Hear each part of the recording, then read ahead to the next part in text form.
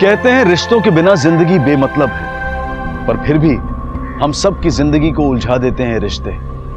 पर एक सवाल मन में आता है कि रिश्ते हमें उलझा देते हैं या हम रिश्तों को उलझा देते हैं। पहेली जैसा लगता है ना ये, लेकिन सच है। जहां रिश्ते हैं वहां प्यार है, वहीं गलतफहमियां हैं, मोह है, एक दूसरे की जरूरत है। लेकिन कभी कभी ये जरूरत इतनी हावी हो जाती है कि इंसान इन रिश्तों को इस्तेमाल करने लगता है, और जब ऐसा होता है तब अक्सर किसी जुर्म के होने की आशंका जन्म लेती है। कौन थी ये मां जो अपनी जान देने पर तुली थी, जिसे लगता था कि उसी की वजह से उसके बच्चे की जान गई है? क्या वाकई उसने अपने बच्चे की जान ली थी या फिर कहानी कुछ और ही थी?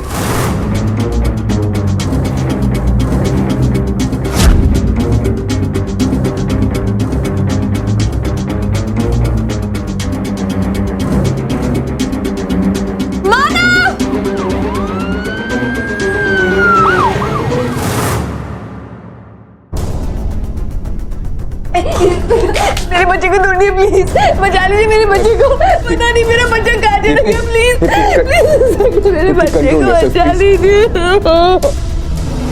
अच्छे से चेक करो, ऊपर देखो ऊपर।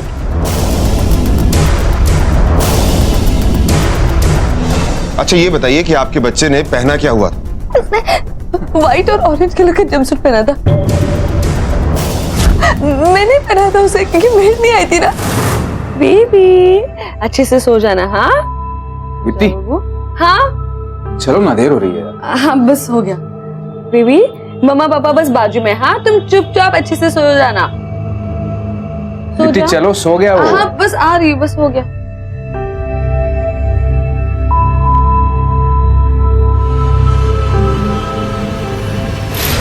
आप अपने 5 महीने के बच्चे को घर पर अकेला छोड़कर चले? सर पड़ोस में ही गए थे, और एक सीसीटीवी कैमरा तो था ही बच्चे पे नजर रखने के लिए। एक्चुअली हमारे नेबर ने हमें डिनर पर इनवाइट किया था, उनकी marriage anniversary. Thank you thank you thank you.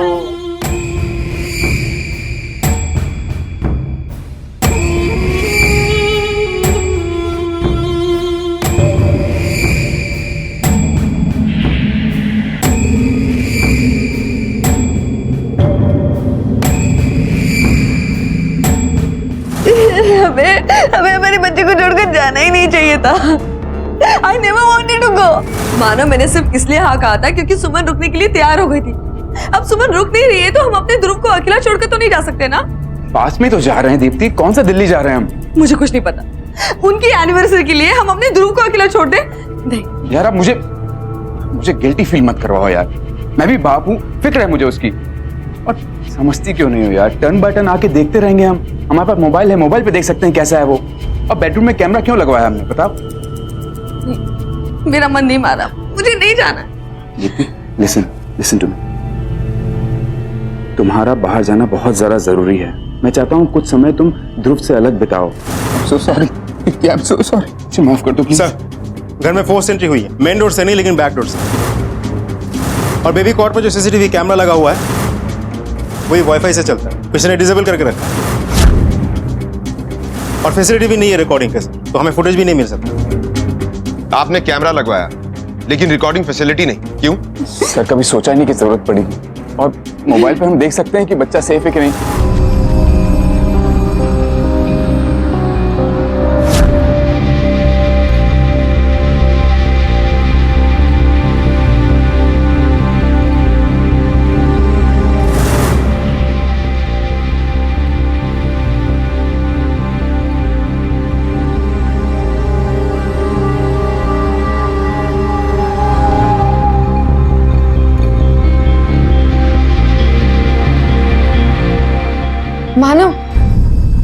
मानो अब तुम्हारा टर्न है, जाके देख के आओ ना प्लीज। कहीं नहीं जा रहे, स्मोक करने जा रहे। मानो डोंट बी एंग्शियस, रिलैक्स।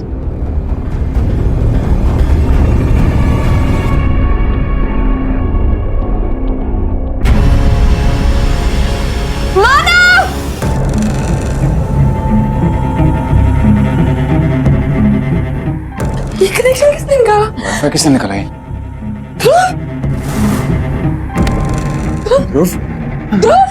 सब कुछ अच्छी तरह से प्लान था, किसी को पता था कि अगर वाईफाई डिसेबल कर दो तो कैमरा अपने आप ऑफ हो जाएगा।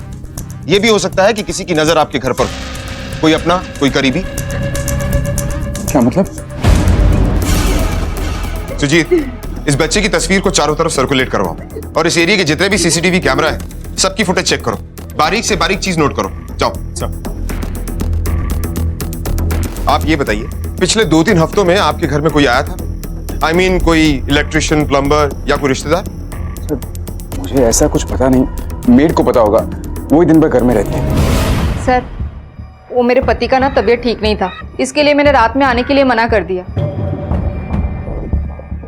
साहब, मुझे कहाँ पता था कि ये लोग बच्चे को अकेला घर पे छोड़कर जाएंगे। मुझे लगा ये लोग पार्टी में नहीं जाने वाले हैं। आप ही बताओ ना साहब, ऐसे बच्चे को अकेला छोड़ के कोई जाता है क्या? हमें घर की तलाशी लेनी है। पर क्यों साहब, मैं तो शाम से घर पे ही हूँ। क्यों? छुपाने जैसा घर में कुछ है क्या? साहब, वो घर पे नहीं है। नहीं है मतलब? बीमार है ना, फिर भी घर पे नहीं है? चौकीदारी की नौकरी है साहब, छुट्टी कहाँ मिलती है? सर, अंदर कुछ भी नहीं मिला। शायद छोड़ के मत जाना। आपने आखिरी बार अपने बच्चे को मोबाइल पर देखा ठीक 12:45 पर, और आप अपनी पड़ोसन आयशा के साथ उसकी बालकनी में ठीक 1:15 पर गए।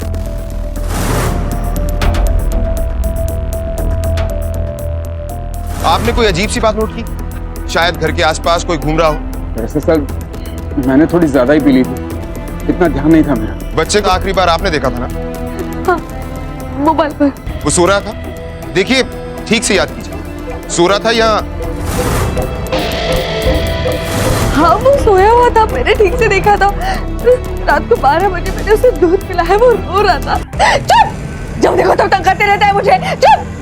वहाँ पर तेरे पापा उस आयशा के साथ, और तू यहाँ पर मेरे तंग कर रहा है। चुप! एकदम चुप! यहाँ सुनाया था मैंने उसे।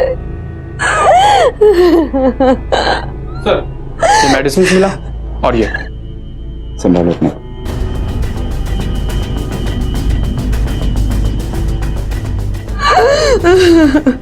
ये दवा आपकी है?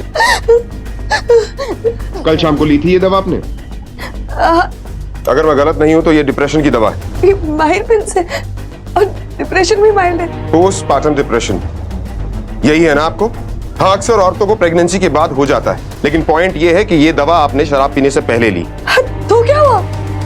सिर्फ 1-2 ग्लास ही तो पिया था मैंने ज्यादा तो नहीं पी थी ना। शायद आपको पता नहीं, ये दवा शराब के साथ लेना ठीक नहीं, सीधा दिमाग पर असर करता है। कहाँ कुछ याद रहेगा आपको? यहाँ मेरा बच्चा खोया है और आप मेरे प्रिस्क्रिप्शन के बारे में बात कर रहे हैं। आपको समझ में नहीं आता कि मेरा बच्चा खोया है, वहाँ पर जाके ढूंढिए ना मेरे बच्चे को।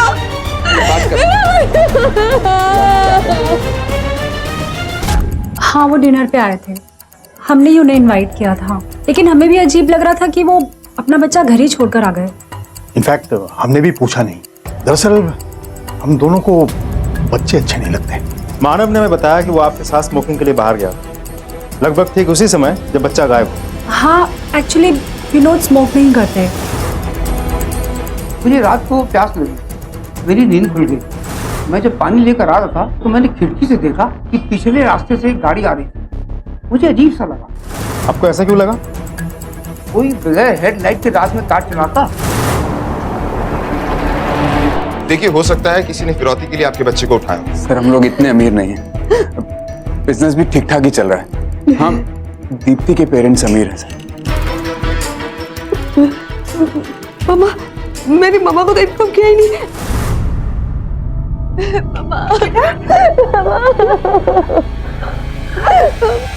मामा, ये सब कैसे हुआ बेटा? दरअसल हम पड़ोस में गए थे। एक मिनट, दीप्ति बता रही है ना?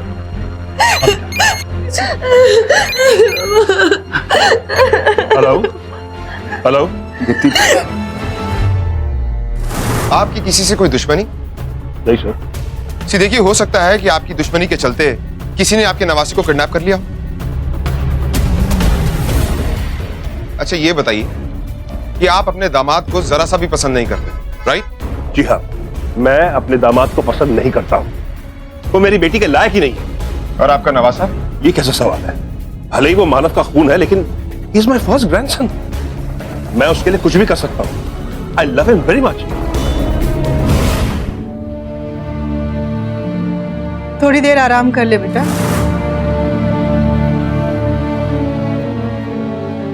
6 बज गए माँ, पता नहीं मेरा बच्चा कैसा।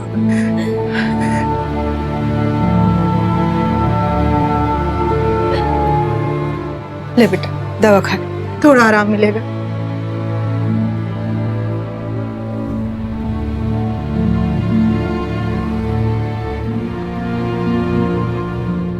दीप्ति,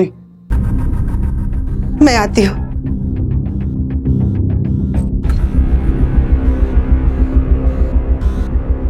दीप्ति, मैं जानता हूँ कि इस वक्त तुम्हारे ऊपर क्या गुजर रही है।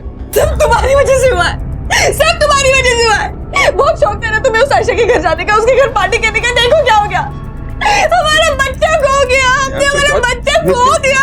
सब तुम्हारी वजह से हुआ। क्यों किया ऐसा तुमने? मेरी गलती, मुझे नहीं जाना चाहिए था मेरे बच्चे को छोड़ के।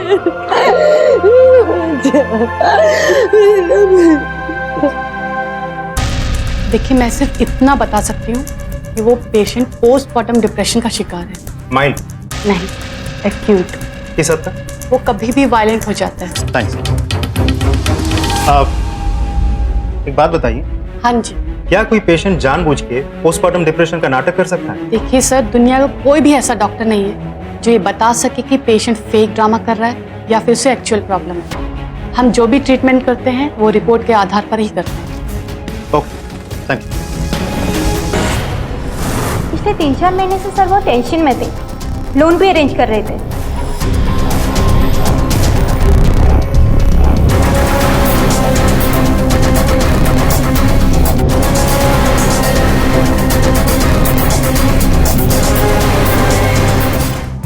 मुझे माफ कर दो दीदी, अगर मैं कल रात रुक जाती तो ये सब नहीं होता।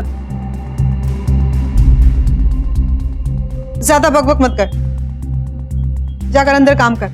जी।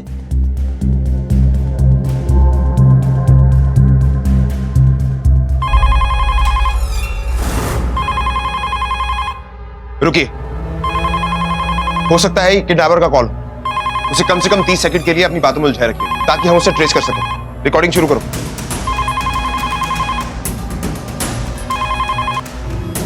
हेलो हेलो हेलो, कौन? हेलो,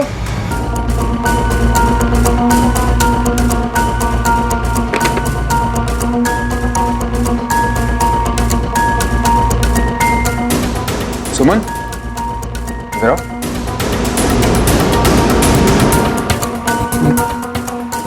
ये जंपर तो वही है जो ध्रुव ने पहना था। मिस्टर मानव, कहीं ऐसा तो नहीं कि आप दोनों मिलकर हमें गुमराह कर रहे हैं? शायद 12 बजे जब मैं घर आई थी तब मैंने बदल दिया हो। मुझे आजकल कुछ ठीक से याद ही नहीं रहता। पता नहीं मैंने उससे क्या पहना था, मुझे कुछ याद ही नहीं आ रहा। माना, देखिए प्लीज आप अपने दिमाग पर जोर डालिए, प्लीज याद कीजिए। हो सकता है कोई ड्रेस मिसिंग हो।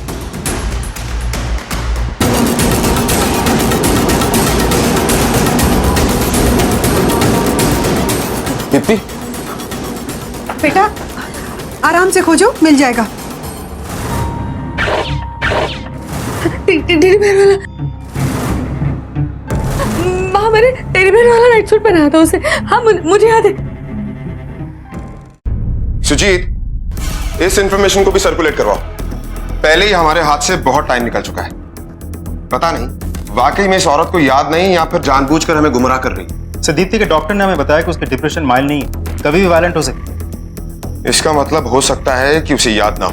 एक तो डिप्रेशन की दवा और ऊपर से शराब, कहाँ कुछ याद रहता है। अच्छा, वो मानव के बारे में कुछ पता चला? सर, उसके बिजनेस डूबने के कगार पर है, बहुत बुरी हालत है। उसने अपने लैपटॉप से पोस्टमार्टम डिप्रेशन के बारे में काफी जानकारी हासिल की है सर। यहाँ तक कि एक माँ कैसे अपनी बच्ची को मार सकती है उसे ये तक पता था। ये मानव जरूर हमसे कुछ छुपा रहा है। सुजीत, हो सकता है पैसे के लिए इसी ने अपने बच्चे को खुद ही किडनैप करवाया और इसकी बीवी भी इसके साथ शामिल है। लेकिन सर, फिरौती के लिए अभी तक एक भी कॉल नहीं है। और अगर ये प्लान उन दोनों में से किसी का भी होता, पहले से ही कैसे पता होता कि नौकरानी छुट्टी लेने वाली है? सर, कहीं ऐसा तो नहीं कि नौकरानी भी पूरे प्लान में शामिल है? सर, हम नजर रखे हुए हैं उस पर। सुजीत, ये भी तो हो सकता है कि दीप्ति ने डिप्रेशन में अपने ही बच्चे को मार दिया और मानव उसे बचाने की कोशिश कर रहा है।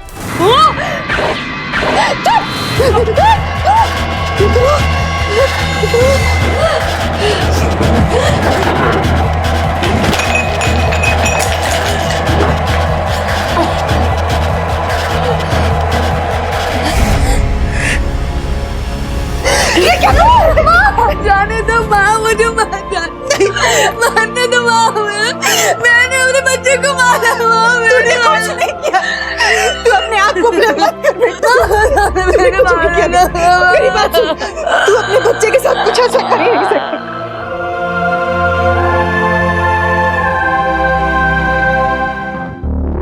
आपका बिजनेस डूब रहा है और आपको लोन भी नहीं मिला।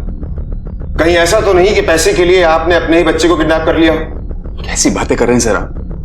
मेरा बच्चा गायब हुआ है और आप मुझे पे इल्जाम लगा रहे हैं। आप नहीं तो आपकी वाइफ, क्या वो ऐसा कर सकती हैं? जी नहीं, कभी भी नहीं। पोस्टमार्टम डिप्रेशन, काफी रिसर्च की है आपने इस पर। हमें आपके लैपटॉप से पता चला। आप ये अच्छी तरह से जानते हैं कि ऐसे सीवियर डिप्रेशन में आपकी वाइफ किसी भी हद तक जा सकती है, सुसाइड कमिट कर सकती है, यहां तक कि अपने बच्चे की जान ले सकती है। सर आप बात को कहां से कहां ले जा रहे हैं? अगर मेरी वाइफ डिप्रेस्ड है तो क्या ये नेचुरल नहीं है कि मैं उसके बारे में जानने की कोशिश करूंगा, कुछ समझने की कोशिश करूंगा? और मुझे पूरी तरीके से पता है कि उसका डिप्रेशन वायलेंस की हद तक नहीं पहुंचा है। लेकिन आपने हमसे कुछ छुपाया है। उस रात आप अपनी पड़ोसन आशा के साथ थे, ये आपने छिपाया हमसे, लेकिन उसने हमें बता दिया। मुझे भी ठीक से याद नहीं है, लेकिन हाँ बस इतना याद है कि मानव सादा पास आने लगे तो मैंने उन्हें धक्का दे दिया। झूठ बोल रही है सर वो। पहल उसने की थी, मैंने तो उसे रोका था। क्या कर रही हो यार? मेरी वाइफ अंदर है, तुम्हारा हस्बैंड अंदर है। गोड़ू है। ये बात उस रात क्यों नहीं बताई आपने? कैसे बताता सर बीवी के सामने? एक तो मैं पहले से इतने नशे में था, मुझे यकीन नहीं हो रहा कि आयशा ने इतना बड़ा झूठ बोला कैसे। वो तो हम पता कर ही लेंगे कि कौन सत्यवादी। कहीं ऐसा तो नहीं कि तुमने ये सारी प्लानिंग आयशा के साथ मिलकर की हो? सर आप कुछ भी बोले जा रहे हैं। बहुत प्यार करता हूं मैं दीप्ति और अपने बच्चे से, उनकी जगह कोई नहीं ले सकता है। और फ्लर्ट आयशा कर रही थी, मैं नहीं। आप मानव को अंदर बुलाइए ना प्लीज। आप टेंशन मत लीजिए, वो यहीं पे। अच्छा आप हमें एक बात बताइए, जिस पड़ोसी के घर पे आप पार्टी में गई थी उसके साथ आपका रिश्ता कैसा है? आपके पति का अफेयर चल रहा था आयशा के साथ? ऐसा कुछ नहीं है, ऐसा सच में कुछ नहीं है।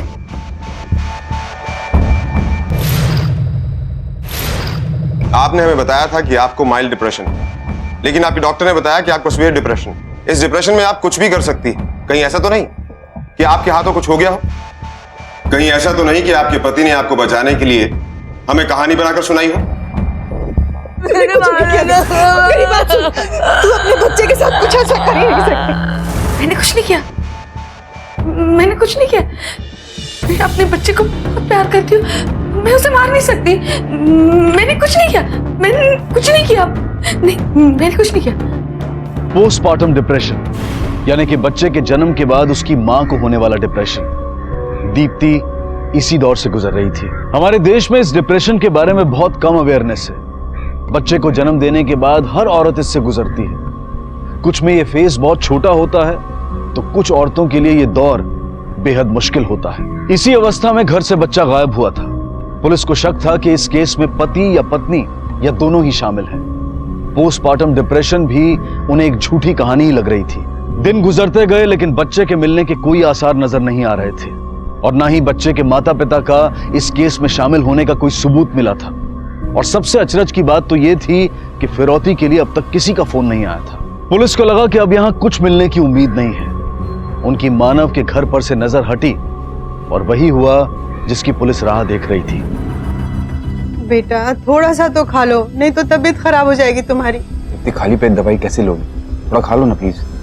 आपको मेरी बेटी की अगर इतनी फिक्र होती तो रात पार्टी पे अपने साथ क्यों लेकर गए थे आप? देखिए आप हम दोनों के बीच में नहीं बोलेंगे तो एहसान होगा आपका। मैं भी जानता हूँ, ये भी जानती हैं आप कितना हेट करते हैं मुझे। अगर मेरा बस चलता ना तो ये शादी में कभी होने ही नहीं देता। और एक बात बताइए, आज तक आपने मेरी बेटी को दिया क्या? हाँ? सिर्फ लेना है आपको, लेना। ऐसी कौन सी सोने की ईंटें दे दी आपने अपनी बेटी को? और कौन सा बाप अपनी बेटी की रस्सी में हेल्प नहीं करता बताइए? चुप करिए आप, मेरी बेटी की हालत खराब है और इस समय ये सब बातें। अरे दीप्ति बेटा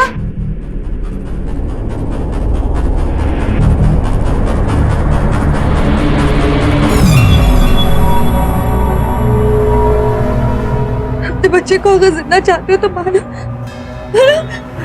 पुलिस को खबर मत करना और 3 करोड़ रुपए लेकर तैयार रखना। कब और कहाँ देना है जल्दी बताऊंगा। हमें पुलिस को इन्फॉर्म कर देना चाहिए। नहीं पापा, नहीं, हम पुलिस को नहीं बताएंगे। अगर पुलिस को पता चलेगा तो मेरे बच्चे को मार देंगे। नहीं, हम पुलिस को नहीं बताएंगे। अब आप प्लीज पैसों का इंतजाम कीजिए ना प्लीज पापा। हाँ बेटा, पैसों के बारे में बिल्कुल फिक्र मत, तुम मुझ पर छोड़ दो।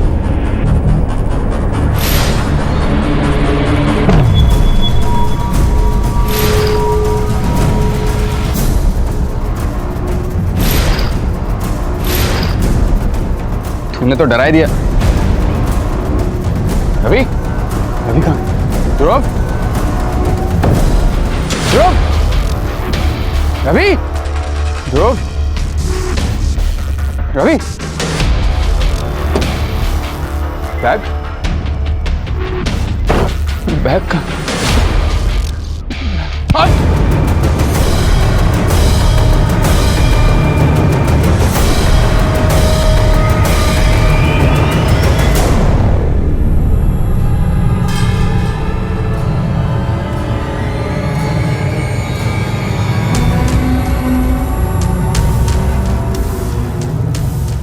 क्या कर दिया मैंने?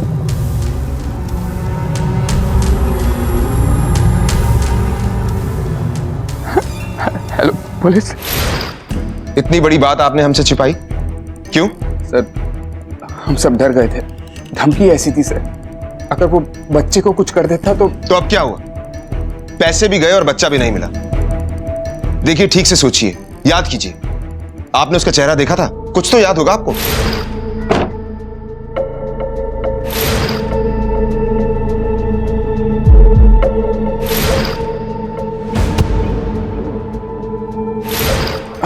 कुछ याद नहीं सर।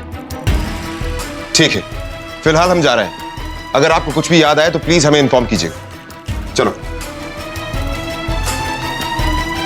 सुजीत, मानव अपनी गाड़ी से निकला, दूसरी गाड़ी की तरफ बढ़ा, लेकिन अपने पैसों का बैग वो अपनी ही गाड़ी में छोड़कर गया।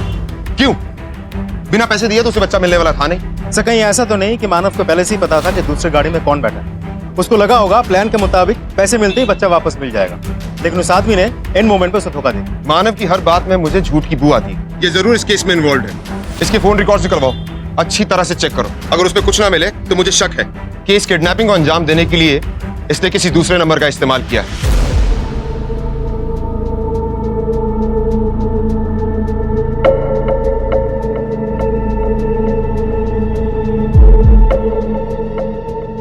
रवि फोन उठा।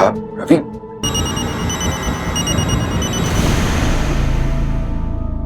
उस आयशा से बात कर रहे थे ना यहाँ पर छुपकर। अरे उससे कुछ पूछना था। दीदी मेरी बात, दीदी मेरी बात तो सुनो। ऐसी कौन सी बात थी जो तुम्हें बाथरूम में जाना पड़ा मानव? बता मुझे। तुम्हारी वजह से हुआ है, तुम्हारी वजह से मेरे बच्चे Just relax, दीदी मेरी बात सुनो प्लीज। अच्छा तुम चाहती हो ना कि मैं उससे कभी बात नहीं करूँ? मैं उससे कभी बात नहीं करूँगा, हाँ? और ये फोन भी फेंक दूंगा, हाँ? ध्रुव की जितनी चिंता तुम्हें है उतनी मुझे भी। बच्चा है वो मेरा। अच्छा सुनो, अब दीदी तुम्हें आराम की जरूरत है, प्लीज जस्ट रिलैक्स, हाँ? हम जस्ट रिलैक्स, हम ध्रुव को ढूंढ लेंगे। बॉडी पलटो। सर बस ये वॉलेट है।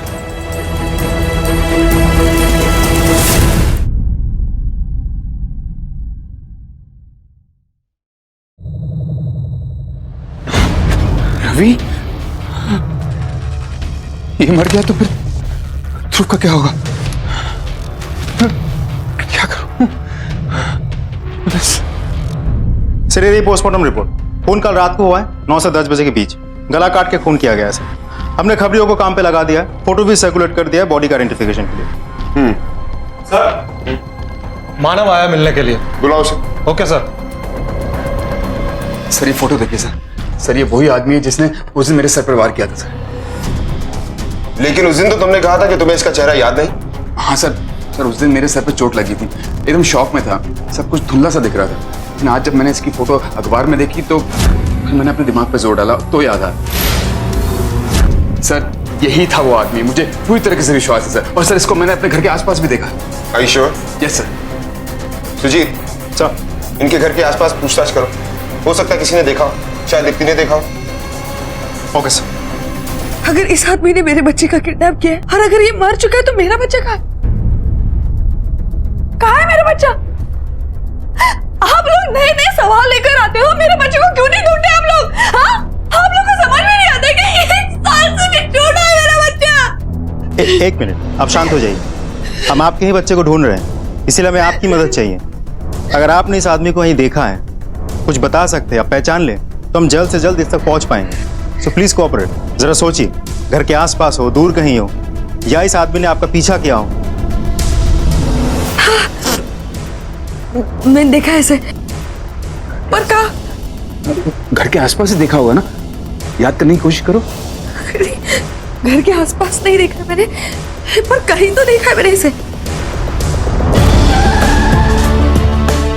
सर, मानव के पड़ोसियों ने तो नहीं देखा था उस आदमी को, लेकिन उसकी पत्नी ने देखा था। कहाँ देखा था? ये उसी आदमी। सर, ये पति पत्नी मिलके में गोल गोल घुमा तो नहीं रहे। मुझे तो लगता है अखबार में कोई न्यूज पढ़ी होगी, एक फोटो देख ली और अपनी कहानी जोड़ दी। पत्नी नहीं, पति। ये मानव हमें गोल गोल घुमा रहा है। मुझे नहीं लगता कि दीप्ति इस केस में इन्वॉल्व है, डायरेक्टली तो बिल्कुल भी नहीं। सर, उस लाश को एक आदमी ने पहचान लिया, रवि कुमार नाम। रवि कुमार, देखते हैं।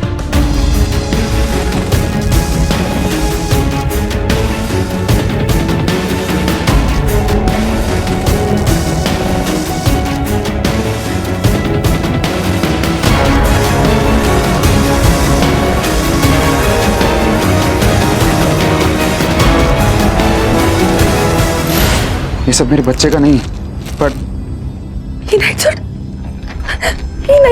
ध्रुव का, ये मेरे बच्चे का है। मेरा ध्रुव का। माना ये सब क्या हो रहा है? कहीं मेरे बच्चे को उसने मेरे बच्चे को मार तो नहीं दिया?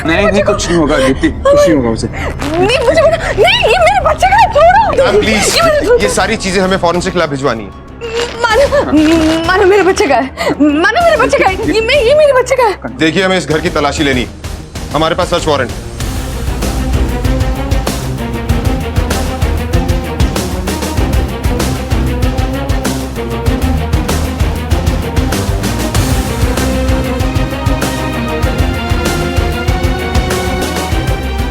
सर, अंदर कुछ नहीं मिला।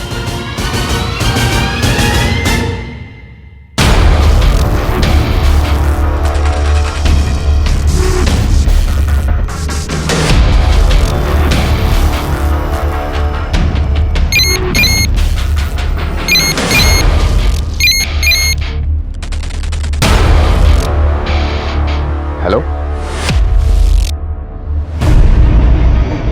किडनैपर को तुम्हारा प्राइवेट नंबर कैसे मिला मानव? मुझे कैसे पता? तो मुझे ये बताओ कि ये प्राइवेट नंबर रखने की जरूरत क्या थी? पापा, वो पड़ोस की आयशा है ना, उसी के साथ बात करने के लिए लिया होगा। और क्या? कुछ भी बोली जा रही। समझ में ये नहीं आ रहा कि अगर ये नंबर सीक्रेट था तो किडनैपर को मिला कैसे? ये फोन हमें कुरियर से मिला, जिसमें सिर्फ एक नंबर था। जब नंबर डाल किया तो पता चला कि वो आपका है, और इस कुरियर के साथ एक चिट्ठी भी थी। इस बार 5 करोड़ रुपए मांग रहे हैं। मुझे कैसे पता? आप सब लोग मुझ पे किसे पूछे, किसे ब्लेम करे? बता ना मानव। तुम ही जिम्मेदार हो, तुम हमेशा से नालायक रहे हो और रहोगे। देखिए, वो मेरा भी बेटा है, मैं ऐसे कैसे? सुनो मेरी बात सुनिए, चुप हो जाइए आप।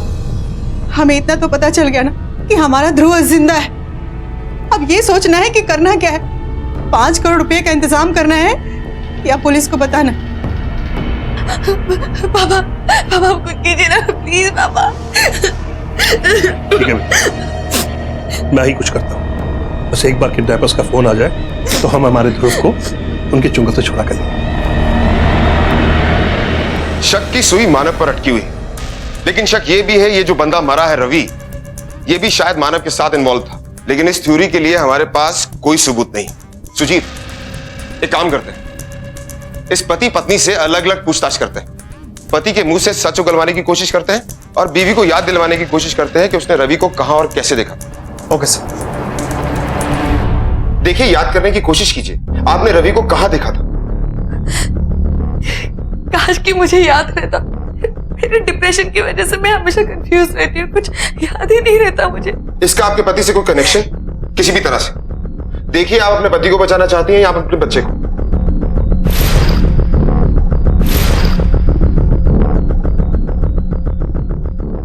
मैं जानती हूँ कि मेरे पति काफिर है। मैं जानती हूँ कि वो मुझसे प्यार नहीं करते।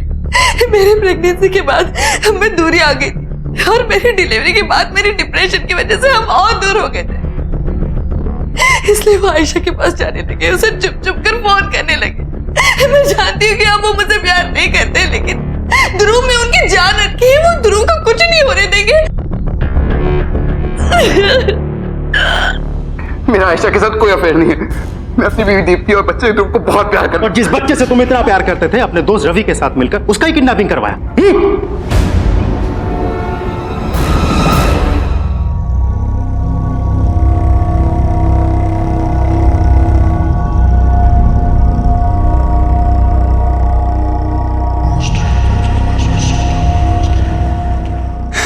मैं नहीं चाहता था कि मेरे बच्चे को कुछ हो। मुझे सिर्फ पैसा चाहिए था, सिर्फ पैसा। सर आप टेंशन में लग रहे बहुत। अरे आदमी जितना बड़ा उतनी बड़ी टेंशन। यार अभी बहुत बुरा हाल है बिजनेस का यार।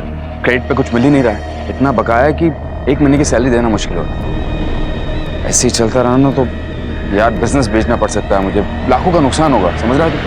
समझ रहा हूँ यार। क्या करूं यार, कब तक मुंह छुपाता रहूं? अगर ये बिजनेस बंद हो गया ना तो मेरा ससुर है ना तमाशा देखेगा मेरा। लेकिन वो तो काफी मालदार है, उसे क्या कमी? नहीं यार, उसने पहले ही बहुत कुछ दे रखा उसने मुझे। घर उसका है, बिजनेस उसका है, और कुछ नहीं देगा मुझे। देख, अगर नहीं देता तो छीन ले। मेरे पास एक आइडिया है, अगर तुझ में हिम्मत है तो बताऊं। तेरा एक बच्चा है ना?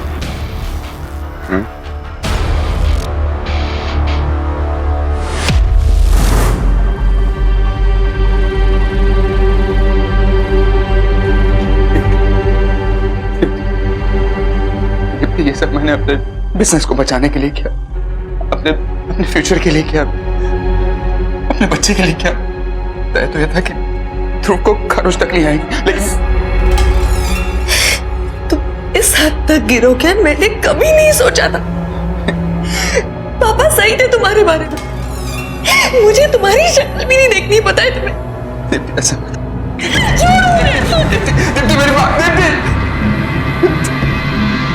मानव का प्लान उल्टा पड़ गया। रवि ने उसे धोखा दिया, उसके पैसे लेकर भाग गया। फिर रवि का किसी ने खून कर दी, मतलब कोई और भी शामिल है इस प्लान। मास्टर प्लान उसी का लगता है। अगर बच्चा जिंदा है तो उसी के पास होगा, लेकिन वो है कौन? सर, एक बात बतानी थी आपको। कुरियर से एक फोन आया था और फिरौती की मांग भी की है। इस बार 5 करोड़ रुपए मांगे। ये फोन हमें कुरियर से मिला, साथ में चिट्ठी भी। इस बार 5 करोड़ रुपए मांग रहे हैं। देखिए, अभी भी देर नहीं हुई। अभी भी आपके बच्चे को बचाया जा सकता है, लेकिन आपको हमारी मदद करनी होगी। आपने जो इंफॉर्मेशन हमारे साथ शेयर की है वो आप किसी से शेयर नहीं करेंगे, अपने माता पिता से भी नहीं। ओके, सही।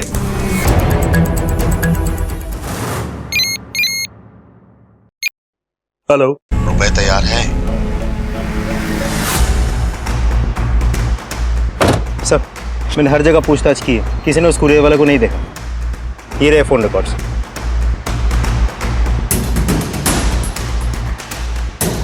इस एक नंबर पर बार बार कॉल किया गया है, मतलब इस किडनैपिंग में कोई और भी इन्वॉल्व है।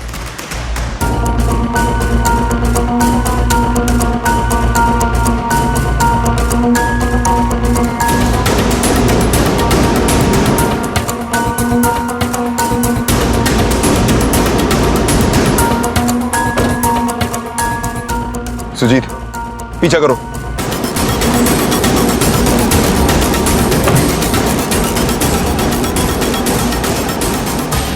हमें किडनैपर के बारे में कुछ इंफॉर्मेशन मिली। हमें पता है आपने उसे कहां देखा।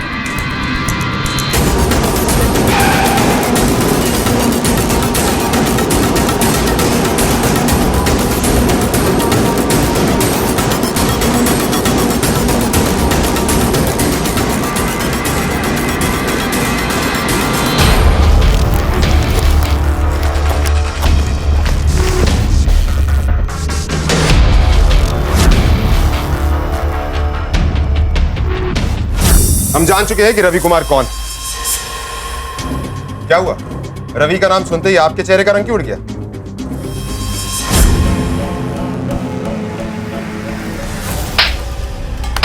बोल, बता सच क्या है? सर, अपनी से कम उम्र के आयशा से शादी करके मैं खुश नहीं था सर। मुझे नहीं पता था कि ये शादी इतनी फ्रस्ट्रेटिंग हो सकती। वो हर एक से फ्लर्ट करती थी सर, मानव से, यहां तक कि मानव के ससुर से भी। यही बात से मैं और वीना करीब आए।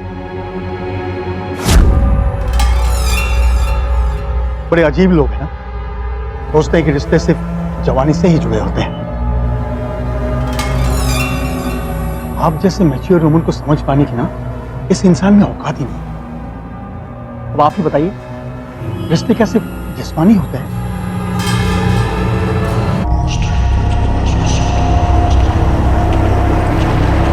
आप इस सब में शामिल है ना? ये मेरी माँ है, ये मेरे बच्चे को क्यों किडनैप करवाएगी? हमारे पास इनकी कॉल रिकॉर्ड्स हैं। इनके नंबर से बार बार आपके पड़ोसी विनोद को कॉल किया गया, किडनैपिंग की रात को भी।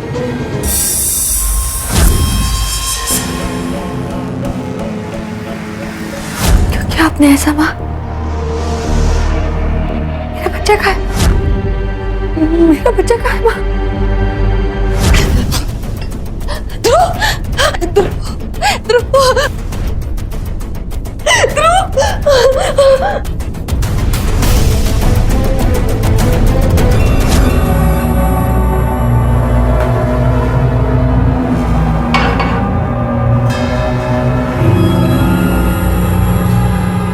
बोलो।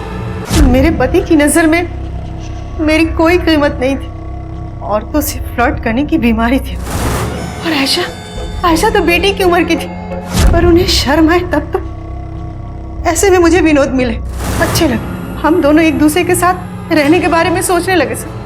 मैंने दीप्ति के पापा से कहा कि मुझे डिवोर्स चाहिए, तो धमकी दी कि एक फूटी कौड़ी तक नहीं मिलेगी तुझे।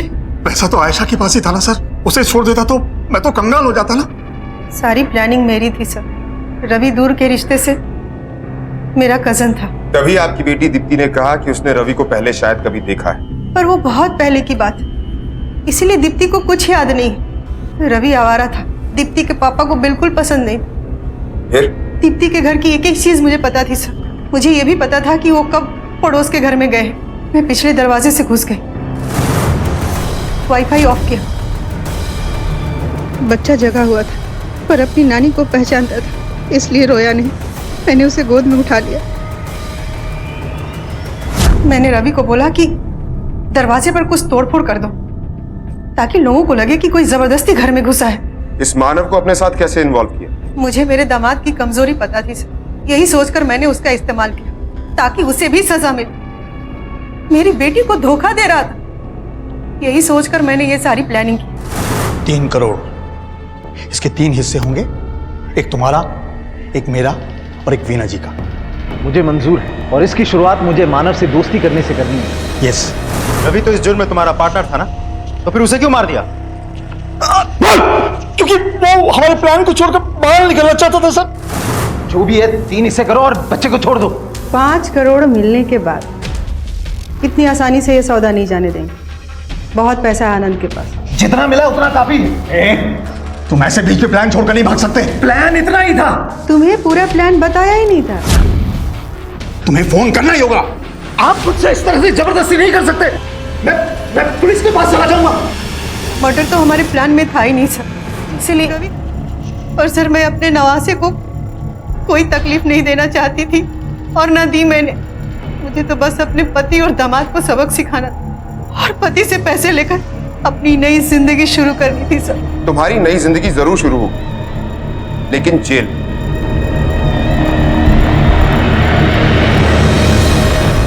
जिंदगी में आगे बढ़ने की ख्वाहिश, बहुत कुछ पाने की चाहत रखना बिल्कुल गलत नहीं है। हर इंसान गुजरे हुए कल से बेहतर आज चाहता है। हर कोई बेहतर जिंदगी, बेहतर लाइफस्टाइल चाहता है। अगर एक रिश्ता असफल हो जाए तो नए रिश्ते के साथ जिंदगी को शुरू करने में कुछ गलत नहीं, लेकिन अगर उस रिश्ते की बुनियाद जुर्म पर रखी जाए तो फिर वही होता है जो विनोद और वीना के साथ हुआ। दीप्ति जो वैसे ही डिप्रेशन में थी, उसके 2 सबसे करीबी अपनों ने उसे धोखा दिया था।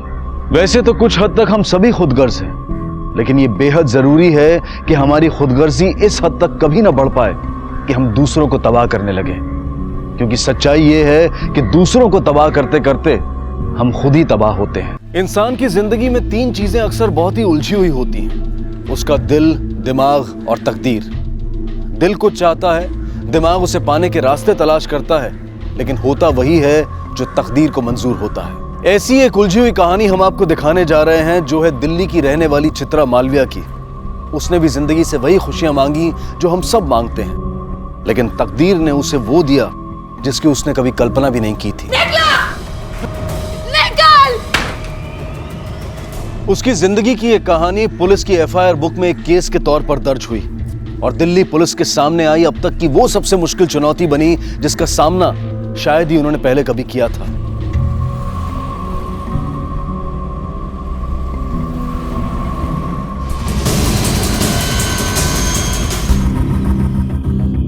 चित्रा, अब हम तो तुम्हारे साथ हैं और अपना मुन्ना भी।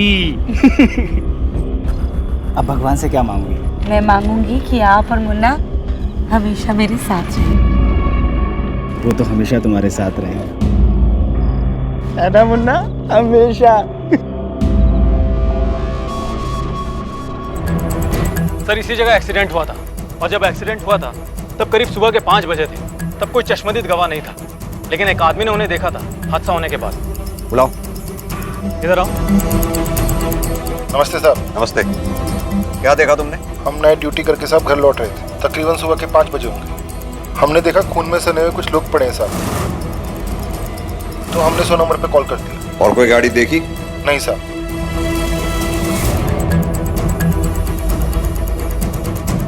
या तो ये लोग मंदिर जा रहे थे या मंदिर से आ रहे थे। जी सर। और एक बात, जैसा सब दिख रहा है ऐसा लगता है जैसे गाड़ी इस डायरेक्शन से आई होगी। यहाँ से आने के बाद गाड़ी ने इन लोगों को यहाँ टक्कर मारी।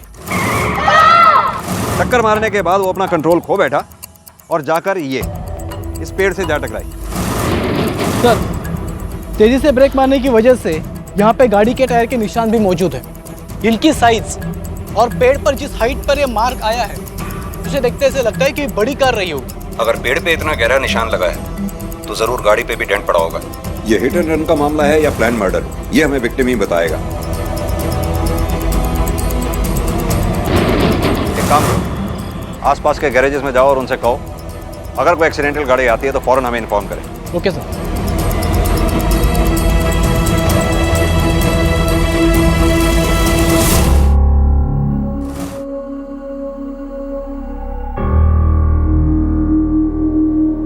मेरा पति। अरे क्या कर रही हैं आप? आपको उठने की परमिशन नहीं है। बताइए ना, वो लोग ठीक है ना? हम आपके पति को नहीं बचा पाए।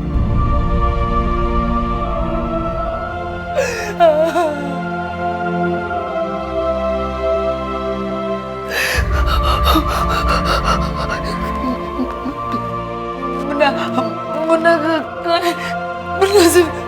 मुन्ना से मिलना है।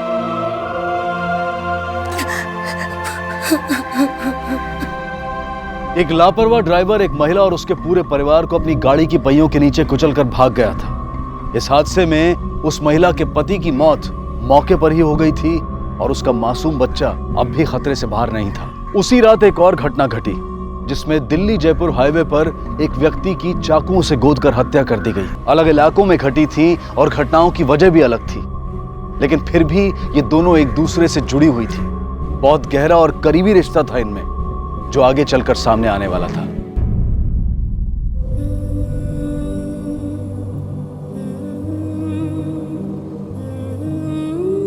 इसे काफी गहरी चोट लगी है। हमने इसे बचा तो लिया, लेकिन ये अब कभी देख नहीं पाएगा।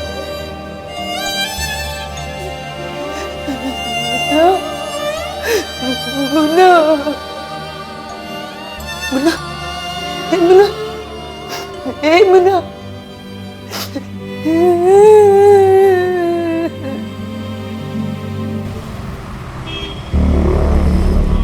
हम आपकी हालत समझ सकते हैं।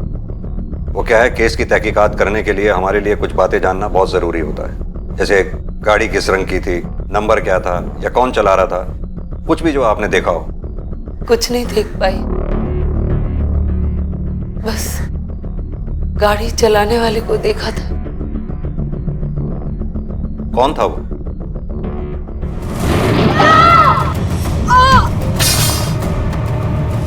डॉक्टर पारिक। हमारे मोहल्ले के पास उसका दवाखाना है, द्वारका, सेक्टर नंबर 23।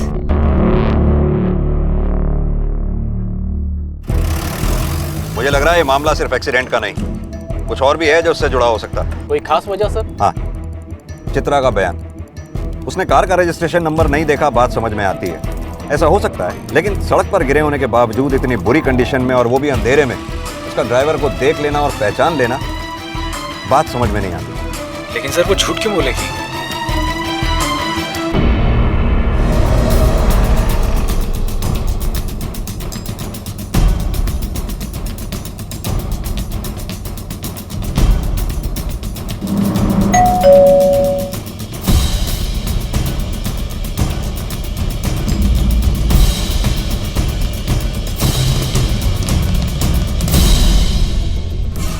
कल से घर नहीं लौटे हैं, कहाँ है मालूम नहीं। आपके फादर कल से घर नहीं लौटे हैं और आपने उन्हें ढूंढने की या पुलिस की मदद लेने की कोई जरूरत नहीं समझी।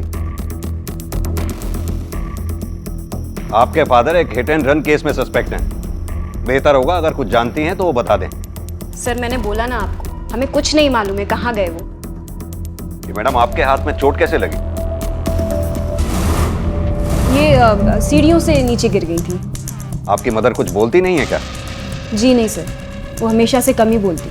डॉक्टर साहब की गाड़ी कहाँ है? वो अपने साथ लेके गए। कौन सी गाड़ी है उनके पास?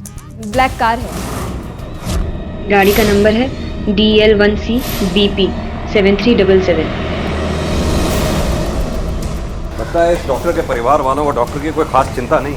हाँ सर, काफी अजीब बिहेवियर है माँ बेटी का। सर ये भी तो हो सकता है कि चित्रा और उसकी फैमिली को उड़ाने के बाद डॉक्टर साहब डर के फरार हो गए हो। एक काम करो, इस डॉक्टर की गाड़ी ढूंढवाओ और मोबाइल की लास्ट लोकेशन भी पता करो। Okay sir. सर डॉक्टर और उनकी कार क्लिनिक पर भी नहीं है। उनका कंपाउंडर बता रहा था 22 में शाम को 6 बजे डॉक्टर क्लिनिक से निकले थे कुछ पेशेंट्स को देखने के लिए, तब से वो लौटे नहीं। सर डॉक्टर पारिक के कॉल लोकेशन के हिसाब से वो 22 मई को शाम को 7 से 8:30 बजे के बीच गुरुग्राम में थे। वहाँ पर उन्होंने किसी पेशेंट को विजिट किया था। फिर उसके बाद अपने घर द्वारका जाने के बजाय वो दिल्ली जयपुर हाईवे की तरफ चले गए। उनके फ़ोन की लास्ट लोकेशन भी इसी हाईवे की है। 22 मई को शाम 9 बजे से उनका फ़ोन स्विच ऑफ है, जो अब तक ऑन नहीं हुआ है।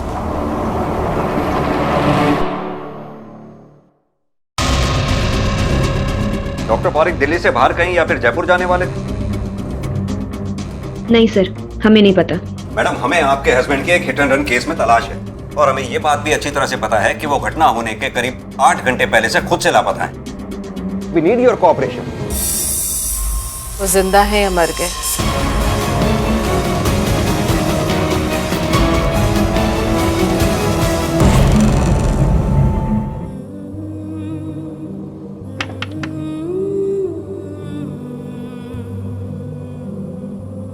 आखिर खाई गई ना मेरे बेटे को तू, और मेरे पोते को अंधा कर दिया। जो हुआ उसमें मेरी गलती है? नहीं, गलती तो मेरी है जो अपने बेटे की जिद के आगे झुककर तुझे इस घर में लाने दिया उसे। लेकिन अब ना मेरा बेटा है और न मेरी मजबूरी। अब तेरे लिए इस घर में कोई जगह नहीं है। निकल जा घर से, चल निकल जा। माँ जी क्या बोल रही? एक मिनट माँ जी, माँ जी। कहने से होने वाली मैं। साहब इंसान नहीं, लोग उन्हें मसीहा मानते हैं। गरीबों का तो पूरा इलाज मुफ्त में क्या करते हैं, वो कभी किसी से एक पैसा नहीं लिया। उनके ऐसा बढ़िया आदमी बहुत मुश्किल से मिलता है इस जमाने में। कि लोगों का ये कहना है कि वो बहुत अच्छे इंसान थे। अगर इतने ही अच्छे आदमी थे तो अपनी गाड़ी के नीचे आए उन लोगों को हॉस्पिटल में दाखिल कराते, ऐसे सड़क पर मरने के लिए छोड़कर भागते नहीं। लेकिन इस डॉक्टर पारिक की फैमिली का भी कुछ समझ में नहीं आ रहा है।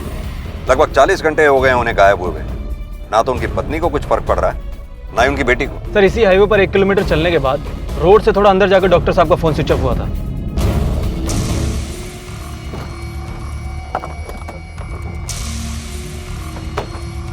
सर यही वो लोकेशन है जहाँ पर डॉक्टर पारिक का फ़ोन स्विच ऑफ हुआ था। एक काम करो, देखो सब लोग क्या मिलता है। Okay sir.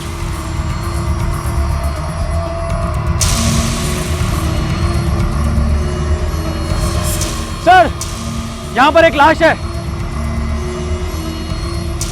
देखिए।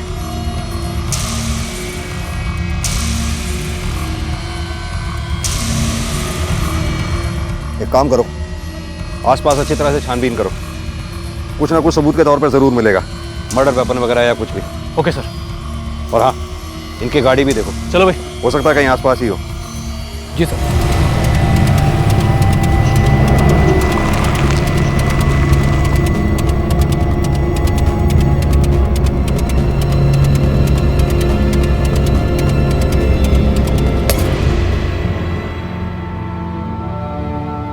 हाँ पंडित जी।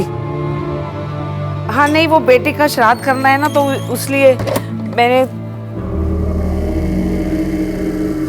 तू? ये मेरे पति का घर है और इसके पिता का। आप हमें यहाँ से नहीं निकाल सकती। और निकाल दिया तो क्या करोगी? हाँ, मुझे भी ऐसे ही मार दोगी जैसे रमेश को मार दिया? आप बार बार वही चीज क्यों दोहरा रही हैं? आपसे कितनी बार कहा है कि वो एक हादसा था, उसमें मेरी कोई गलती नहीं है। हटिए, हटिए। आप हमें नहीं निकाल सकती, हमारा घर है ये। सर, पोस्टमार्टम रिपोर्ट के हिसाब से इनकी मौत 22 मई को रात को 11 बजे के करीब हुई है। यानी क्लिनिक से निकलने वाली रात में? Yes sir.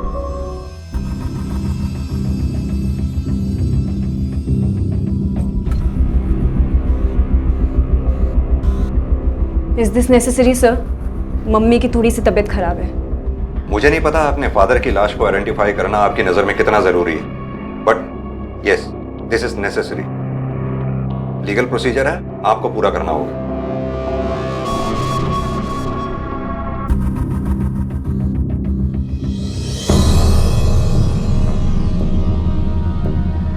जी हाँ सर, यही है डॉक्टर मनोज पारेख।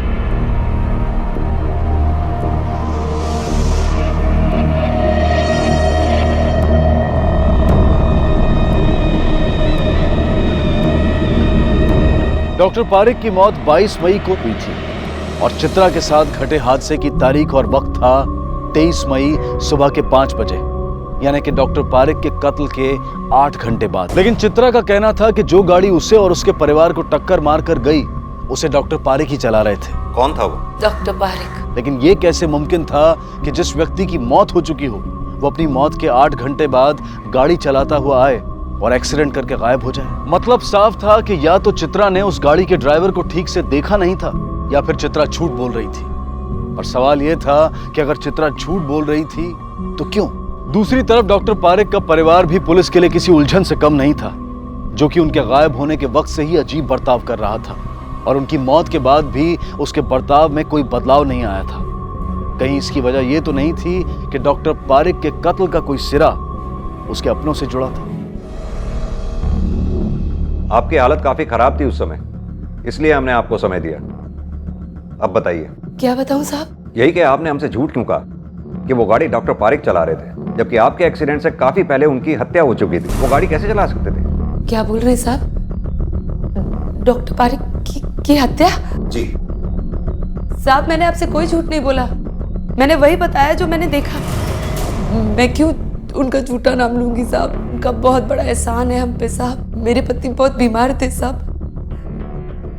और हमारे पास इलाज कराने के पैसे भी नहीं थे। तब उन्होंने ही मेरे पति को ठीक किया साहब, और इलाज के पैसे भी नहीं लिए हमसे। जहां तक मुझे याद है वो डॉक्टर पारेख ही थे। वो गाड़ी जो भी चला रहा था, डॉक्टर पारेख या कोई और, उसका स्केच बनवाने में हमारी मदद कीजिए। सर, यह है वो स्केच जो चित्रा ने बनवाया है, और ये डॉक्टर पारेख की फोटोग्राफ। ये तो आपस में काफी मिलती हैं। विवेक, इस केस में दो बातें हो सकती हैं।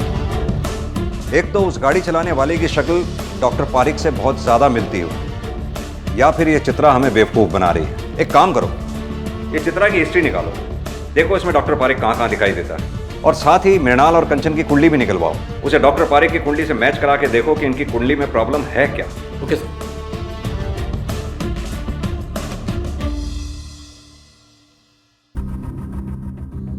वो उनका अंतिम संस्कार करवाना होगा। हिलो मत, लग जाएगा। अच्छे से होना चाहिए सब कुछ, कोई कमी नहीं रहनी चाहिए। जो भी है आखिर है तो। मैंने कहा ना, हाथ मत हिलाओ, लग जाएगी आपको। मैं जानती हूँ तू ये सब क्यों कह रही है, पर अब तो वो इस दुनिया में भी नहीं है। मॉम, मुझे उनके बारे में कोई बात नहीं करनी है। वो भले ही आपके लिए और दुनिया वालों के लिए मर गए हों, लेकिन मेरे लिए वो अभी भी जिंदा हैं। मर के भी मेरा पीछा नहीं छोड़ेंगे वो।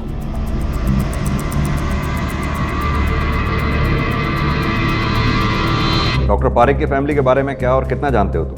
सर 2 लोग और हैं उनकी फैमिली में, एक उनकी बेटी, एक उनकी वाइफ, बस इतना ही जानता हूँ। डॉक्टर साहब अपनी फैमिली के बारे में ज़्यादा बात नहीं किया करते थे और ना ही वो लोग कभी यहाँ आते थे। कब से काम कर रहे हो डॉक्टर साहब के यहाँ? सर करीब 10 सालों से।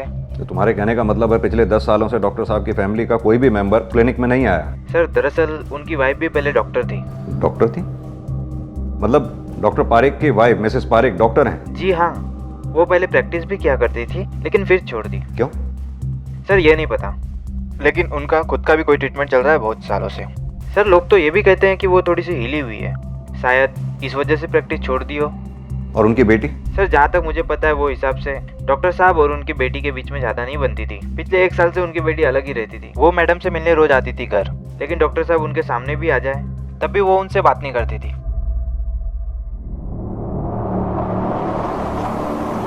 इन्हें पहचानते हो? हाँ सर, ये चित्रा वो रमेश है। सर रमेश को टीबी थी, जब उसकी टीबी बिगड़ गई तब उसे यहाँ लेके आए थे इलाज के लिए, और इसका इलाज हमारे साहब ने किया है।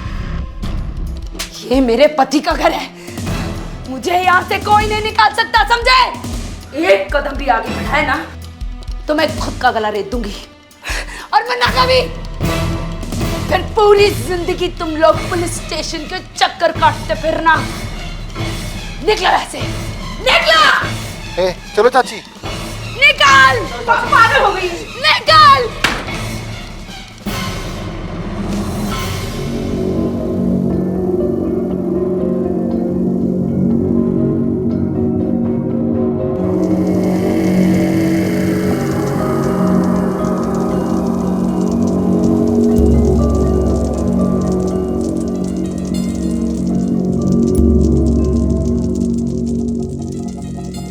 एक बात पूछूं? कहीं तूने तो नहीं मरवाया अपने पापा को?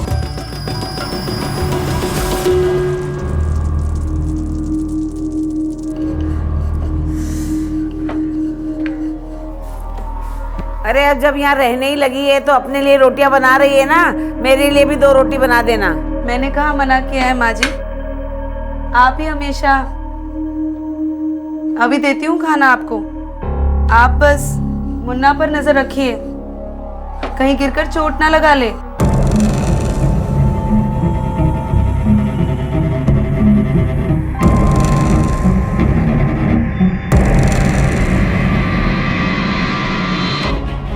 हमें पता चला है पिछले 1 साल से आप इस घर में नहीं रहती हैं, और घर छोड़ने की वजह थी आपके फादर। बनती नहीं थी आपकी आपस में, वो खास वजह? दुनिया में हर एक की आपस में बने ऐसा जरूरी तो नहीं है ना। हर एक में और बाप बेटी के रिश्ते में फर्क होता है मिस कंचन। मेरी और उनकी थिंकिंग मैच नहीं होती थी। और आप मिसेस पारिक, किस चीज का इलाज चल रहा है आपका? डिप्रेशन का? अपने डॉक्टर का नाम बता सकती हैं आप? डॉक्टर सुषमा सक्सेना।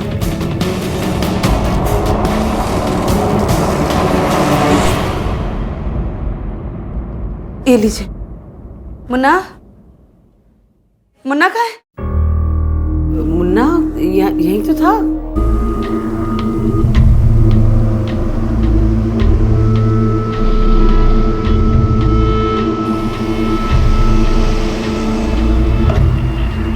मुन्ना!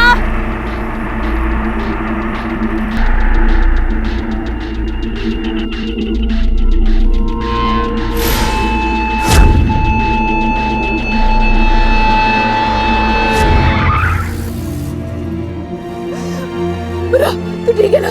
तू ठीक है ना? तुझे कुछ हुआ नहीं ना? मना किया था ना तुझे बाहर निकलने के लिए, फिर क्यों निकला? हाँ?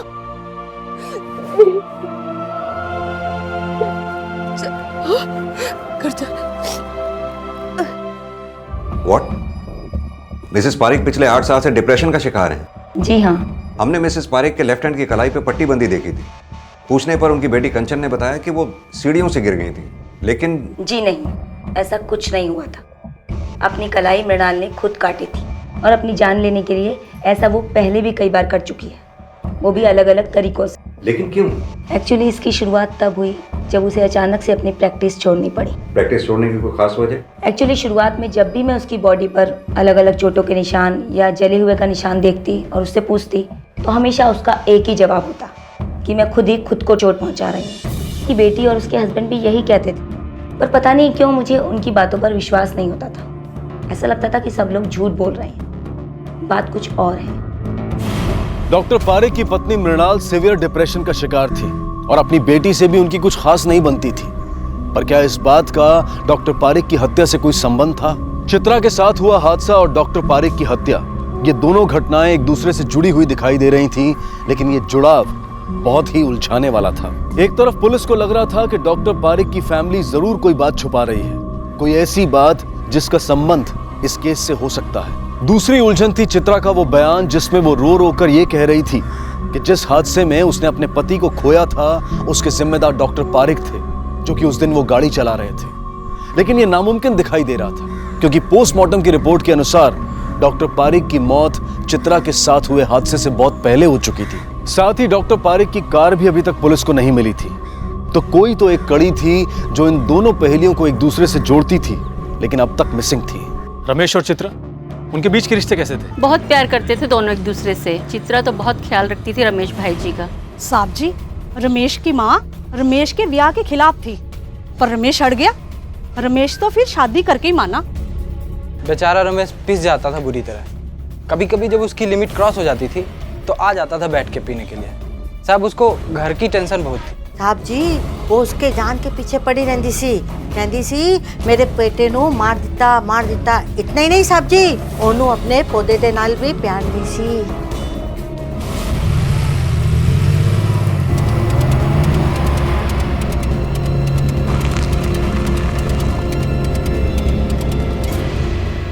खामोश रहकर किसे बचाना चाहती हैं आप?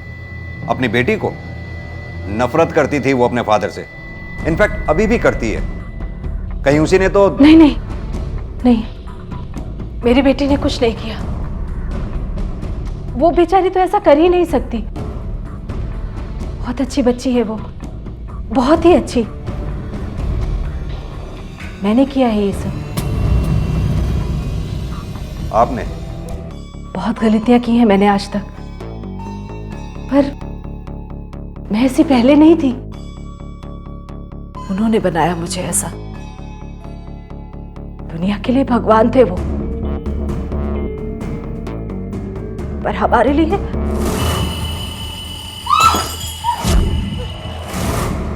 बस यही वो अकेली वजह थी जिसके चलते वो अलग अलग तरीकों से मुझे सजा देते थे किसी भी बात पर। मृणाल, शर्ट हो गया? हाँ। दो।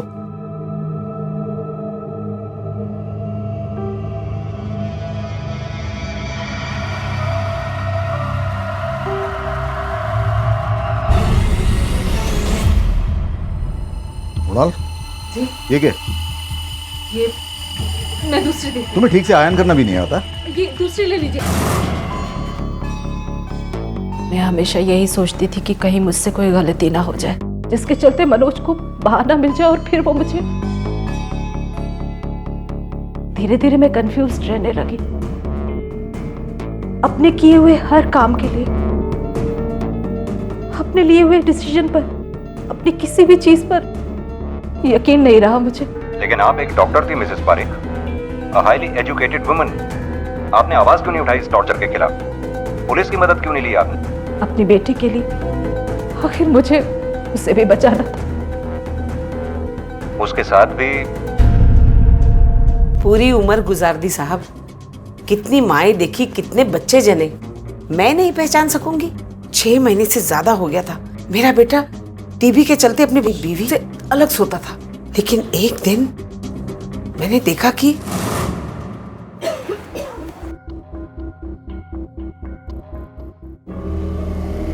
कहाँ मुंह काला कर आ रही हूँ? जैसा आप सोच रही हैं वैसा कुछ भी नहीं। तबीयत खराब है बस मेरी।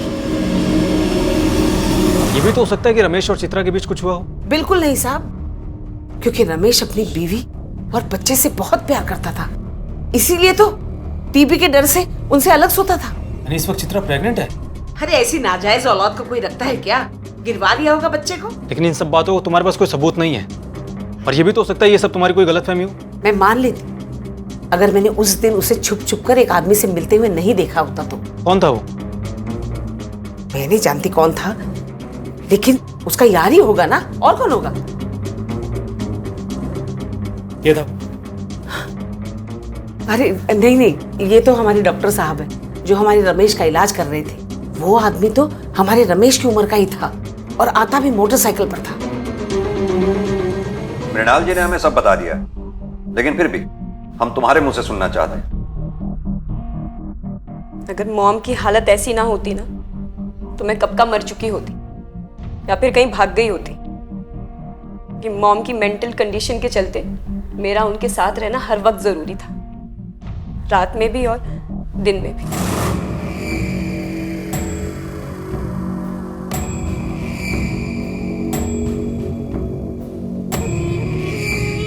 उसी दिन वो घर छोड़ दिया था मैंने। पाँव भी नहीं रखना चाहती थी वहां, इस डर से कि कहीं उससे सामना ना हो जाए। लेकिन फिर भी हर रोज जबरदस्ती खुद को खींच कर जाती थी वहां पे, मॉम के खातिर, उनका ख्याल रखने के लिए। जुर्म के इन दोनों मामलों की जांच में तरक्की हुई थी। पुलिस के पास अब डॉक्टर पारेख की पत्नी मृणाल और बेटी कंचन थी, जो सालों से डॉक्टर पारेख की यातनाएं सहती आई थी। बहुत मुमकिन था कि अपनी इस यातना भरी जिंदगी से निजात पाने के लिए दोनों ने या फिर दोनों में से किसी एक ने डॉक्टर पारेख का कत्ल किया हो या फिर करवाया हो। सर, कंचन और मिसेस पारेख के सेलफोन की कंप्लीट रिपोर्ट आ चुकी है। जिस वक्त डॉक्टर पारेख का मर्डर हुआ उस वक्त ये दोनों द्वारका में ही थी, क्राइम सीन से लगभग 60 किलोमीटर दूर। उन दोनों के कॉल रिकॉर्ड्स में भी कोई सस्पेक्टेड या नया नंबर नहीं है। जितने भी कॉल्स आए या गए हैं वो सभी के सभी कॉल्स या तो फैमिली के हैं या तो फिर फ्रेंड्स के। सर मुझे लगता है कि चित्रा की सास ने उससे अपनी नफरत और नाराजगी के चलते झूठी कहानी बनाई है। मुझे नहीं लगता कि चित्रा ऐसा कुछ कर सकती है, क्योंकि सबका यही कहना है कि चित्रा अपने पति रमेश से बहुत प्यार करती थी। जिन लोगों के बारे में तुम बात कर रहे हो वो उस डॉक्टर पारेख को भी देवता बता रहे थे, राइट? जब तक कातिल पकड़ा नहीं जाता हम किसी को भी क्लीन चिट नहीं दे सकते, मृणाल और कंचन को भी नहीं, क्योंकि मोबाइल के लोकेशन से सिर्फ ये पता चलता है कि मोबाइल उस वक्त कहाँ था, मालिक भी उस वक्त वहाँ था, ये जरूरी नहीं। ये मृणाल और कंचन पे भी नजर रखनी होगी। Yes sir. और चित्रा की सास ने जो कहानी बताई है हमें उसका भी पता लगाना होगा कि उसमें कितनी सच्चाई है। Yes sir.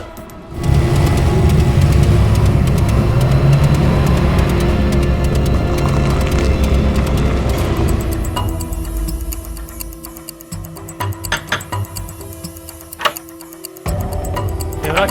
हाँ? लेके चलो उसे। साहब, चल। मैंने कुछ नहीं किया साहब। चलिए बताओ, चित्रा को कैसे और कितना जानता है? क्लिनिक की नर्स ने हमें सब कुछ बता दिया। मुझे नहीं पता चित्रा और देवराज के बीच में अफेयर था या नहीं, लेकिन नो डाउट काफ़ी क्लोज थे दोनों। वो भी आती थी वहाँ अपने पति का इलाज कराने, बस इसीलिए बातचीत होती थी। अगर आपको लग रहा है कि कुछ ऐसा वैसा था हमारे बीच, तो वैसा कुछ नहीं था। मेरी बीवी भी जानती थी उसे, बातें भी होती थी दोनों में। आप चाहिए तो पूछ सकते हो साहब। इस देवराज के कॉल रिकॉर्ड्स आए कि नहीं अब तक? अभी तक नहीं सर। जल्दी से मंगवाओ। Okay sir. हर चीज के दो पहलू होते हैं, यानी दो सिरे। मुझे लगता है हम सिर्फ एक सिरे पर ध्यान दे रहे हैं, दूसरे सिरे को हमने अभी तक छुआ तक नहीं। किस बारे में बात कर रहे हैं आप सर? डॉक्टर अपने एक पेशेंट को देखने गया था। 8:30 बजे उस पेशेंट के घर से निकलने के बाद डॉक्टर को अपने घर जाना चाहिए था। वो अपने घर जाने की बजाय गया दिल्ली जयपुर हाईवे पर, जहां करीब 11 बजे के करीब उसकी हत्या हो गई। ऐसा क्या हुआ होगा जो उस डॉक्टर को उस पेशेंट के घर से निकलने के बाद अपने घर जाने की बजाय दिल्ली जयपुर हाईवे पर जाना पड़ा हो? हमें इसका पता लगाना होगा। वह तो सर ਜਦੋਂ ਦਾ ਮੇਰਾ ਟ੍ਰੀਟਮੈਂਟ ਇੱਥੇ ਚੱਲ ਰਿਹਾ ਹੈ, ਤਕਰੀਬਨ ਡਾਕਟਰ ਸਾਹਿਬ 10 ਦਿਨ ਬਾਅਦ ਆਉਂਦੇ ਸੀ ਰੂਟੀਨ ਚੈੱਕਅਪ ਵਾਸਤੇ, ਤੇ ਵੈਸੇ ਹੀ ਉਸ ਦਿਨ ਵੀ ਆਏ। ਉਹਨਾਂ ਨੇ ਮੇਰਾ ਚੈੱਕਅਪ ਕੀਤਾ ਤੇ कुछ दवाइयाँ लिखियाँ ते चले गए। उस दिन डॉक्टर साहब के इस दरवाजे से अंदर आने से लेकर बाहर जाने तक के वक्त को फिर से याद कीजिए।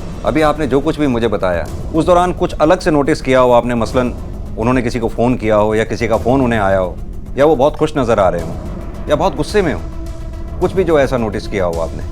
हाँ, वो उस दिन कुछ नाराज लग रहे थे, कुछ बड़बड़ कर रहे सी, किसी को गालियाँ दे रहे सी। मैं उन्होंने पूछा पर उन्होंने कोई जवाब नहीं दिता। हाँ, एक गल होर सर, वो जो इत्थों गए ना, उन्हों का मूड बिल्कुल फ्रैश सीगा। डॉक्टर पारिक की फैमिली के अलावा जितने लोगों से भी हमने बातें की हैं, सबका यही कहना है कि उन्होंने कभी भी डॉक्टर पारिक को ऊंची आवाज में बात करते हुए नहीं सुना। और सर डॉक्टर पारिक के कॉल रिकॉर्ड के हिसाब से डॉक्टर पारिक को उस दौरान कोई कॉल आई या गई भी नहीं थी। एक मिनट, इस पार्किंग वाले से पूछते हैं, हो सकता है इसने कुछ देखा हो। जी सर। आओ। भाई कब से कह रहा हूँ गड्डी जाके उधर लगाना। अरे क्या हो गया? ले भाई ले, लगा दे तू, थोड़ी जल्दी है। अरे हमारे पास कौन सा टाइम है यार, पैसे ले ले ले भाई, पैसे ले। एक मिनट, इसको पहचानते हो? देखा है कभी? साहब जी रोज इतनी गड्डियाँ आती है, इतने बंदे आते हैं, कहाँ किसी की शक्ल याद रहती है।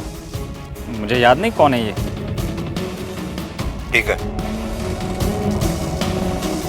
ये हैं तुम्हारे और देवराज के बीच हुई बातचीत के कॉल रिकॉर्ड्स।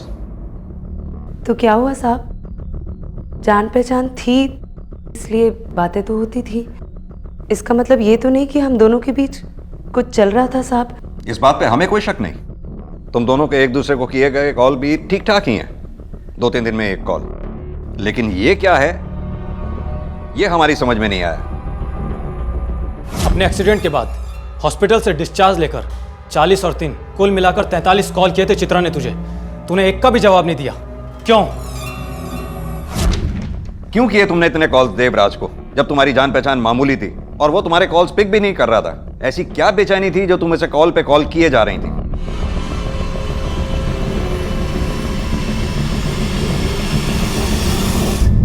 उस पेशेंट के घर के अंदर जाते समय डॉक्टर पारिक गुस्से में था और निकलते वक्त नॉर्मल। हालांकि इससे हमें कुछ हासिल नहीं होता। इधर चित्रा और देवराज हैं जो खामोश हैं, लेकिन उनके पास सॉलिड एलिबाई है कि डॉक्टर पारिक के मर्डर के वक्त वो मौका वारदात से कोसों दूर थे। इसके अलावा दोनों इतने पैसे वाले भी नहीं है सर कि किसी किराए के कातिल को हायर कर सके। इससे भी बड़ा सवाल है मोटिव का। मुझे कोई मोटिव नहीं दिखाई देता उनके पास, बल्कि अपने आपस के रिश्तों को लेकर उनकी खामोशी मुझे कहीं ना कहीं खटक रही है। लग रहा है जैसे इस खामोशी का मकसद बदनामी का डर नहीं बल्कि कुछ और भी है। शायद इस डॉक्टर पारिक का पूरा सच अभी हमारे सामने आया ही नहीं है, कुछ है जो हमसे छूट रहा है। एक काम करो राकेश, डॉक्टर पारिक के क्लिनिक से उसके सभी पेशेंट्स की लिस्ट निकलवाओ, सबसे बात करो। Okay sir.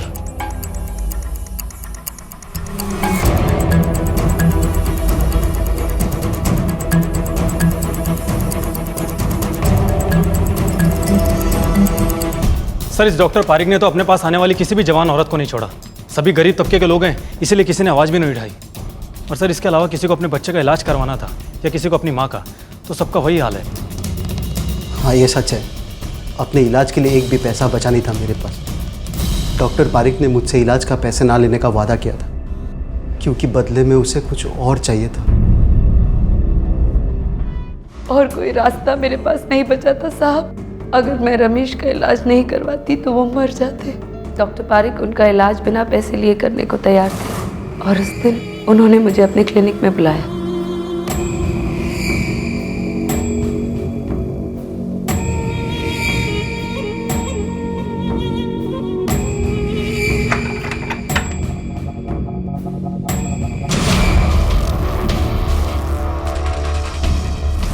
पूरी कीमत वसूली उसने मुझसे अपने मुफ्त इलाज की। एक बार अबॉर्शन भी करवाना पड़ा मुझे साहब। जब मेरी और चित्रा की दोस्ती हुई तब मुझे पता चला वो पारिक जो फ़ायदा मेरी बीवी की मजबूरी का उठा रहा है वही वो चित्रा के साथ भी कर रहा था। तो हम दोनों ने तय किया कि हम उसे जान से मार डालेंगे, लेकिन मेरी बीवी ने मुझे रोक लिया। देवराज पीछे हट गया। मेरी समझ में नहीं आ रहा था कि मैं क्या करूं, कैसे उस पारिक को सजा दूं। फिर अचानक उस दिन हमारा एक्सीडेंट हो गया। मुझे मौका मिला और मैंने वो इल्जाम उस पारिक पर डाल दिया। कौन था वो? डॉक्टर पारिक।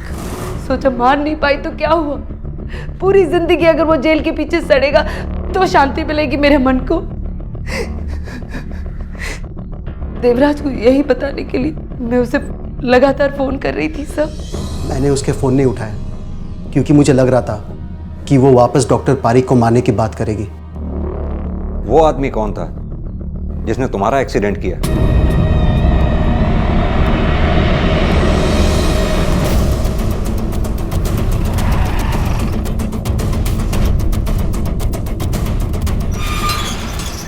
उठाओ इसे। देखो जरा ये गाड़ी का मालिक कौन है, लेके आओ उसे।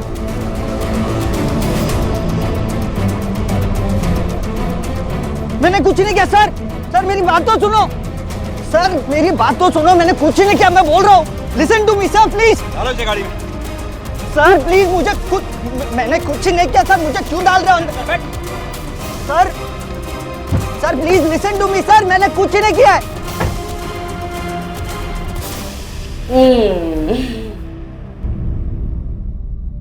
मुझे माफ कर देना बेटा। मेरे बेटे के इलाज के लिए तूने क्या क्या नहीं किया और मैंने कितना गलत किया तेरे साथ। माफ कर देना मुझे।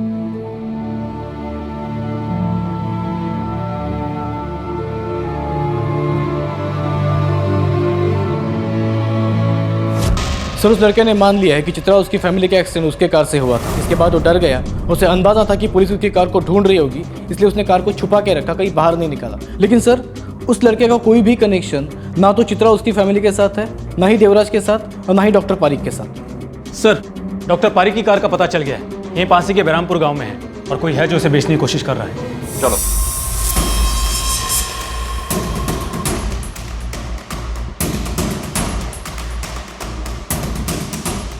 आजा। चल चल चल, डालो गाड़ी में, डालो गाड़ी में, गाड़ी में डाल, देख पकड़।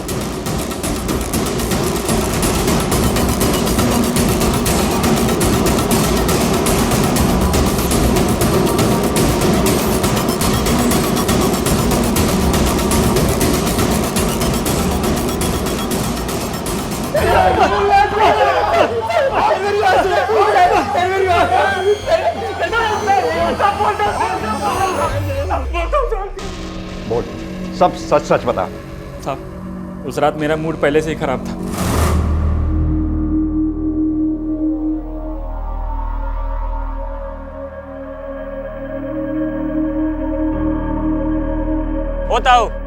होता पैसे दिए बगैर जा रहे हो यार, हैं? ज्यादा होशियार से क्या तू? कैसी बात कर रहे हो तुम? कोई था क्या यहाँ पर? खाना बिजी है क्या तू? मूतने गया था, इंतजार नहीं कर सकता क्या? ये ले चल। तुम्हारे 25 रुपए के चक्कर में ये 500 का छुट्टा कराऊं क्या? हैं? चल छुट्टे दे। नहीं है मेरे पास। मैं कैसी बात कर रहे हो तुम? जानते हो मैं कौन हूँ? बाप ना है मारा, समझा? बाकी जो भी है मारे टुल्लू से। चल छुट्टे दे, टाइम नहीं है हमारे पास। नहीं है मेरे पास, लौटते वक्त देता हूँ। ओ ताऊ पैसे दे के जा। 2 कौड़ी के गंवार मेरे कंधे पर हाथ रखता है। बहुत बर्दाश्त कर लिया मैंने। एक पुलिस को फोन करूंगा ना तो पिछवाड़ी की सारी चमड़ी छील देगी पुलिस। और तमीज कहीं। साले पुलिस की धमकी देता है, अभी बताता हूँ तेरे को। रुक। सर इसका फोन आया और हम पार्किंग में आ गए। ताऊ भीतर बैठ जा, चाबी दे दे।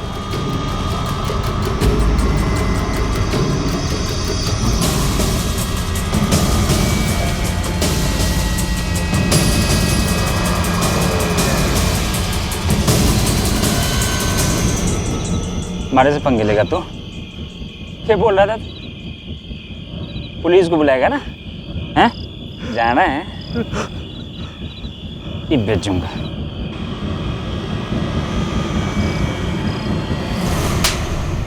मूड खराब था। इतनी छोटी सी बात पर एक आदमी की जिंदगी छीन ली तुम लोगों ने। सड़ो जिंदगी पर यहां आप तुम लोग, तब जाके तुम्हें जिंदगी की कीमत पता चलेगी।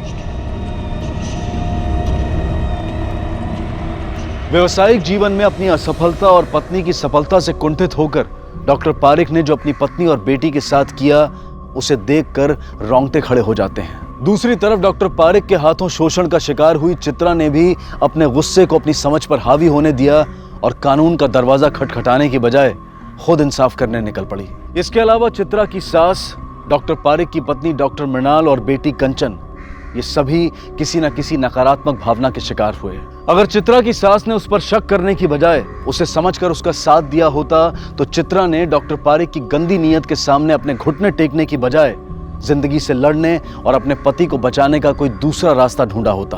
अगर मृणाल ने अपने डर और अपनी बेटी को लेकर अपनी असुरक्षितता को अपने आप पर हावी न होने दिया होता और शुरुआत में ही डॉक्टर पारिक के खिलाफ आवाज उठाई होती तो न सिर्फ अपने आप को और अपनी बेटी को बल्कि उसने उन तमाम मजलूम महिलाओं को भी डॉक्टर पारिक का शिकार होने से बचा लिया होता। इस कहानी से हम सबको ये सीख मिलती है कि हमें अपनी भावनाओं, खासकर नकारात्मक भावनाओं विचारों से सतर्क रहना चाहिए।